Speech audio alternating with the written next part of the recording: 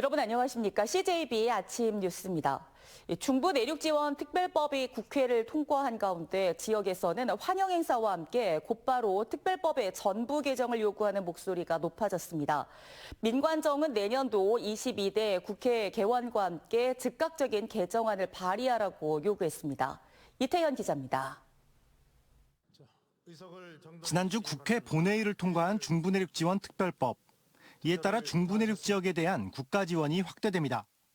예컨대 충북과 경북을 잇는 도로의 건설 또는 충청북도와 강원도의 관광 연계 사업이 추진된다면 국가의 지원을 확대 요구할 명분이 생긴 겁니다. 1896년 충청북도가 생기고 난 이후에 가장 중요한 일이라고 저는 생각합니다. 하지만 이를 담보해 줄 수 있는 예비타당성 조사의 면제 특례나 사회 기반 시설의 비용에 대한 국가 부담 의무 조항 등은 삭제돼 실제 특별법이 어디까지 효력을 발휘할지는 미지수입니다. 수변구역 등 개발 제한 구역 내 숙박업소 운영이나 건물의 증개축을 가능하게 하는 조항도 삭제되며 당장 김영환 지사가 중점을 두고 있는 청남대 개발도 제한적일 수밖에 없습니다. 이에 따라 본회의를 통과한 지 사흘 만에 충북 지역 민관정은 특별법의 전부 개정을 요구했습니다. 중부 내륙 지원 특별법 전부 개정 총선 공약으로 채택하라. 제22대 국회가 개원되면은 중부 내륙 지원 특별법의 전부 개정을 발의해 신속히 통과되도록 정부와 국회를 설득하고 압박해 나갈 것입니다. 국가 지원을 확대 요구할 수 있는 명분을 마련한 중부 내륙 지원 특별법. 이제는 명분을 넘어서 국가 지원을 보장해야 한다는 법 개정의 목소리가 높아지고 있습니다. CJB 이태현입니다. 내년 총선을 앞두고 후보들의 움직임이 지역 구별로 대조를 보이고 있습니다. 청주 청원구는 여야 후보가 10명에 달할 정도로 과열 양상을 보이고 있는데요. 반해서 서원구는 여야 1대1 구도가 굳어지고 있습니다. 조윤관 기자입니다. 이런 과정에서 내년 4월 총선 충북 지역 최대 격전지는 청주 청원구입니다. 청원구는 민주당 변재일 의원이 내리 5선을 한 국민의힘으로서는 험지로 분류되지만 김원일 청주대 교수와 서승우 전 대통령실 자치행정 비서관에 이어 김성겸 회장이 출마를 선언했습니다. 기업인들도 정치에 누가 가서 잘 안 가려고 하잖아요. 그 험한 길을 누가 가려고 합니까? 누군가는 가져서 목소리를 내줘야 이 대한민국이 균형 발전을 하고 앞으로. 여기에 출마가 유력한 김수민 당협위원장과 고민 중인 황영우 도의장까지 가세하면 국민의힘 후보는 5명으로 늘어납니다. 민주당 당내 경선도 과열 양상을 보이고 있습니다. 5선의 변재일 의원이 버티고 있는데도 유행열 전 청와대 선임 행정관과 허창원 전 도의원, 김재웅 전 강릉 영동대 총장에 이어 송재봉 전 행정관이 도전에 가세했습니다. 이들 후보들은 하나같이 세대 교체를 주장하며 변 의원을 정조준하고 있습니다. 중앙구대에서 존재감 없는 지역구 국회의원을 청원구민은 더 이상 원하지 않습니다. 시대전환, 세대교체의 대의는 사라지고 오로지 국회의장이 되겠다는. 상대적으로 청주 서원구는 여야 1대1 구도가 굳어지는 분위기입니다. 민주당에서는 이장섭 의원이 재선에 도전할 것으로 보이는 가운데 국민의힘에서는 검사장 출신의 김진모 당협위원장이 출마를 공식 선언했습니다. 검찰 출신이라고 하는 배경에 저의 정치적 의미를 깊이 두고 있지 않습니다. 국민 여러분들의 우려와 걱정을 덜어드리기 위해서. 다만 여당에서 최은호 전 서원 당협위원장이 출마할지 상황을 지켜보고 있다고 밝히고 있습니다. 오늘부터 예비후보 등록이 시작되면 넉 달 앞으로 다가온 내년 21대 총선 후보자들의 발걸음도 더욱 빨라질 전망입니다. CJB 조윤광입니다. 이 전원표 전 충북도의원이 내년 총선에서 제천 단양 지역구 출마를 선언했습니다. 전 전 의원은 제천시청에서 기자회견을 열고 위기의 제천 단양에 새로운 성장 동력을 만들어낼 사람이 필요하다며 강소도시 제천 단양을 만들어가겠다고 밝혔습니다. 전 전 의원의 출마 선언으로 제천 단양 지역구 민주당 후보로는 이경용 제천 단양 지역위원장, 이근규 전 제천시장 등 3파전이 될 전망입니다. 충북 참여자치 시민연대를 비롯한 참여자치 지역운동연대는 내년 총선 비례대표 선출 방식과 관련해 최근 민주당과 국민의힘이 논의하고 있는 병립형 비례제나 권역별 병립형 비례제를 모두 단호히 반대한다고 밝혔습니다. 지역연대 측은 현행 비례대표 47석 유지를 전제로 병립형이 도입될 경우 소수 정당의 비례대표 진입장벽은 더욱 높아지고 거대 양당의 점유율은 더욱 높아질 것이라며 준연동형 비례제 확대와 위성정당 방지법 처리를 요구했습니다. 김영환 지사가 청주의 폐기물 처리 회사와 관련된 것으로 보이는 A업체로부터 지난 10월 30억 원을 빌린 것으로 드러나 직무 관련성 논란이 일고 있습니다. 김 지사는 자신이 소유한 서울 북촌의 한옥을 B씨에게 75억 원에 팔기로 하고 65억 원을 받아 채무 정리에 사용했지만 B씨가 계약 파기를 통보하자 이미 수령한 돈을 갚기 위해 A업체로부터 30억 원을 빌렸고 A업체는 북촌 한옥에 저당권을 설정했습니다. 김 지사는 이자를 연 4.2%씩 계산해 송금하고 있고 A업체가 무슨 사업을 하는지 몰랐다며 직무 관련성을 전면 부인했습니다.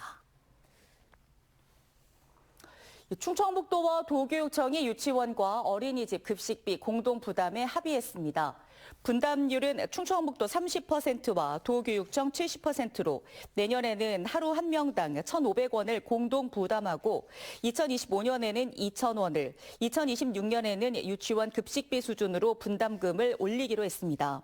그동안 유치원 급식비는 도교육청이 전액 부담하고 어린이집은 도와 정부 보조금으로 충당해 급식 서비스 격차가 발생했습니다. 충북의 주유소 기름값이 국제유가 하락 등으로 10주 연속 하락했습니다. 고물가 속 반가운 일인데요. 하지만 이달 말로 유류세 인하 조치가 종료될 예정이어서 연장 여부에 관심이 쏠리고 있습니다. 장원석 기자입니다.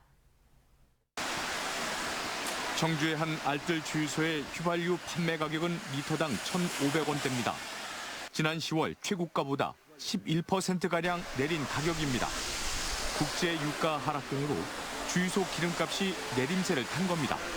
아마 10월 초만 해도 1,745원대, 근데 지금 현재는 한 1,545원 많이 내려간 걸로 이렇게 지금 판단되고 있습니다. 현재 충북의 평균 휘발유 값은 올해 최고치였던 10월 첫째 주 1,805원보다 10주 사이 9.8% 하락했고 경유는 8.7% 낮아졌습니다. 하지만 이달 말로 유류세 인하 조치가 종료될 경우 다시 올해 최고가 이상으로 오르게 됩니다. 현재 유류세는 탄력세율 조정에 따라 휘발유는 유류세의 25%인 205원을, 경유는 37%에 해당하는 212원을 인하해주고 있기 때문입니다. 지난 2018년 말 국제 유가 급등으로 인해 15%로 시작된 유류세 인하 조치는 올해만 3차례 연장됐습니다.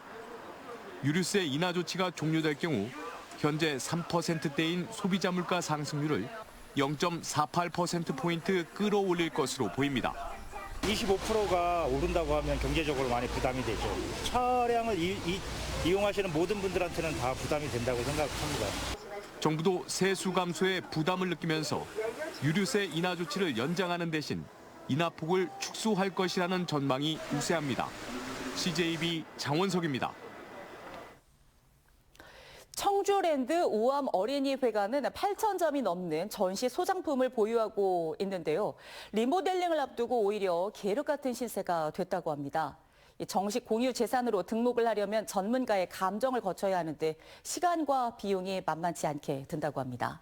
홍우표 기자가 취재했습니다.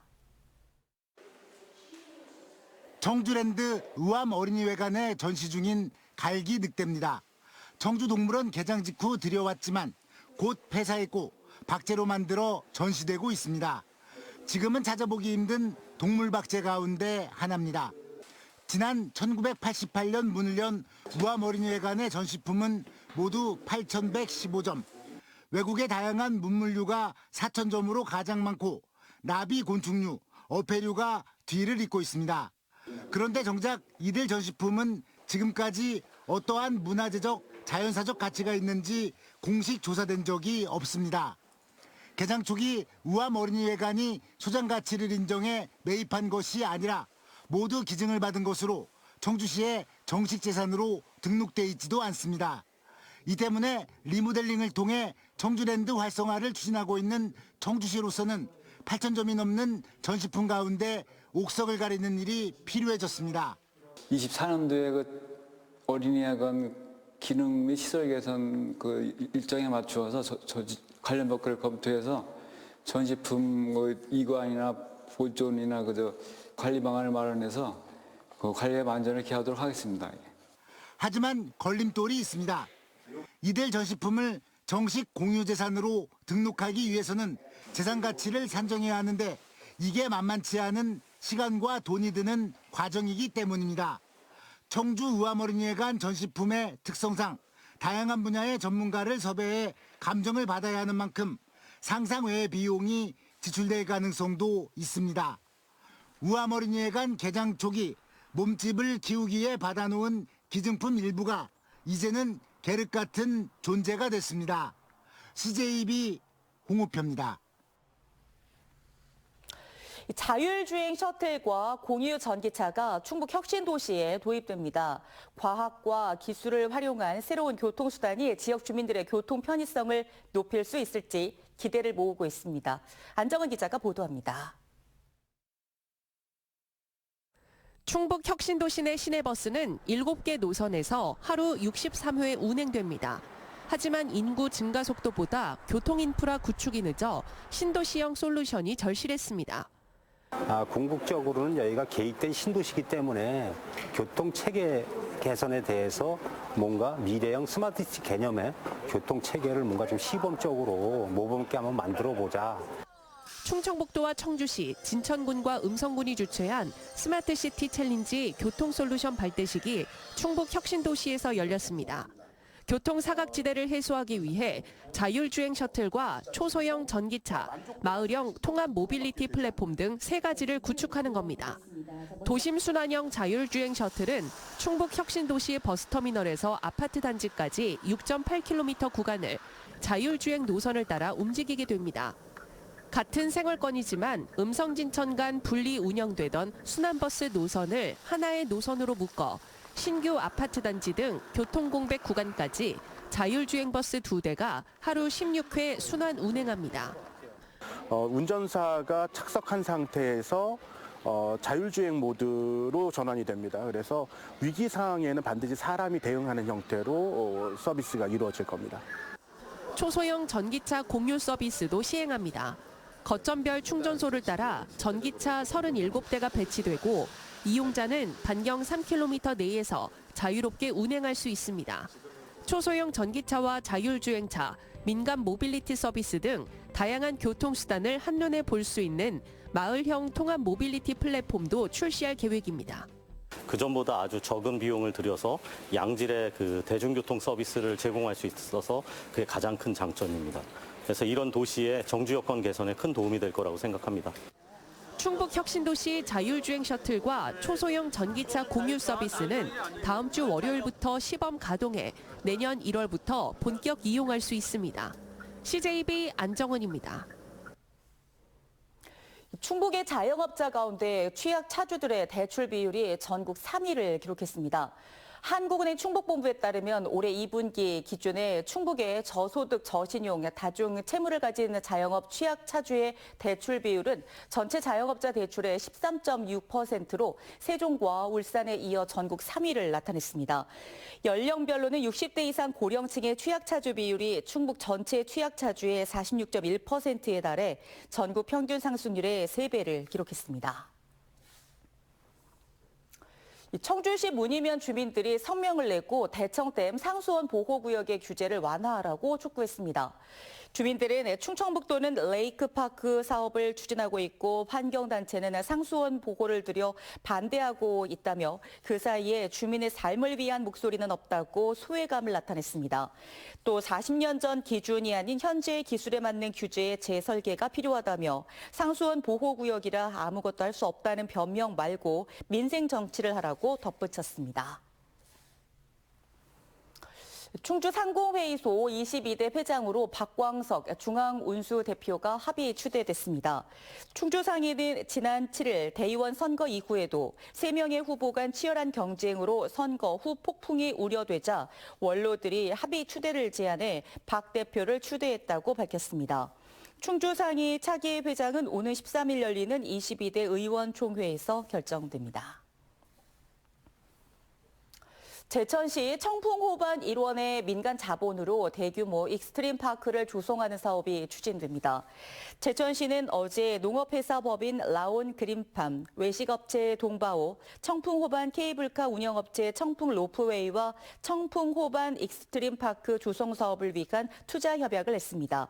이에 따라 투자업체들은 300억 원을 들여 청풍면 1원 11만 제곱미터 부지에 마운틴 코스터 등 레저시설과 풀빌라 등 숙박시설, 야영장 등을 건립할 계획입니다. CJB 아침 종합뉴스를 마칩니다. 고맙습니다.